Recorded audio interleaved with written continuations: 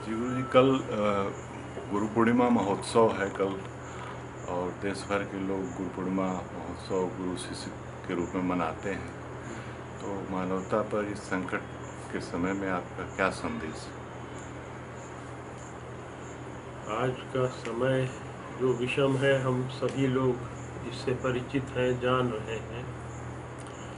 और इस समय मैं तो यही कहना चाहूँगा कि पहले हम लोग अपने आप को सुरक्षित रखें, क्योंकि जब तक हम लोग आज सुरक्षित नहीं रहेंगे और जब हम कल रहेंगे ही नहीं, देखेंगे ही नहीं कल, तो हम लोग कुछ कर नहीं पाएंगे।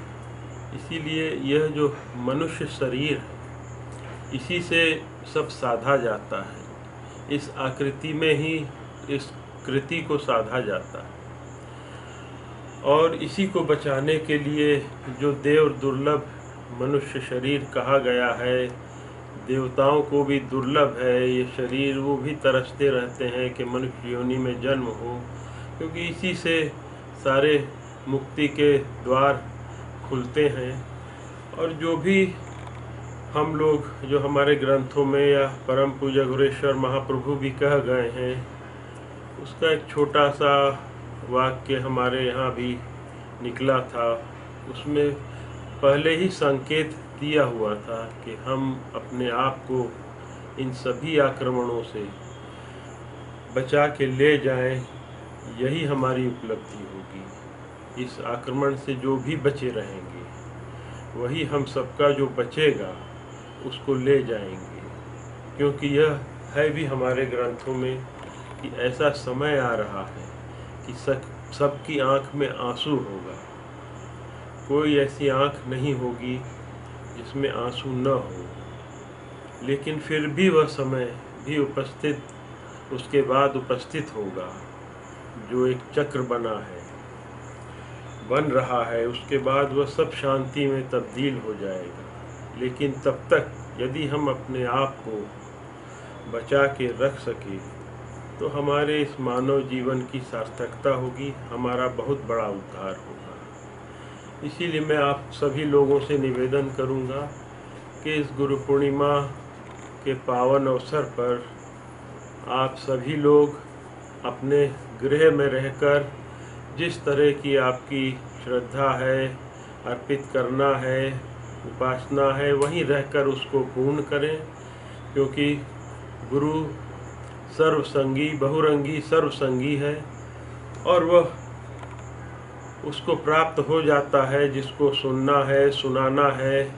उस सर्वव्यापी को आपकी मन की बात या आपकी प्रार्थना जो भी है, जो आप मौन रह के करते हैं, वो ज़्यादा सुनी जाती है। और जिसको चिल्ला चिल्ला कर किया जाता है या दिखावा करके करते हैं, वो शायद न उतनी सुनी जाए। जो हम अपने आप में, अपने अभ्यंतर में, अपने उस इष्ट को, अपने गुरु को याद कर लें, वही हमारा आज के समय काल परिस्थिति के अनुकूल वह होगा जो हमें बचाए रखेगा।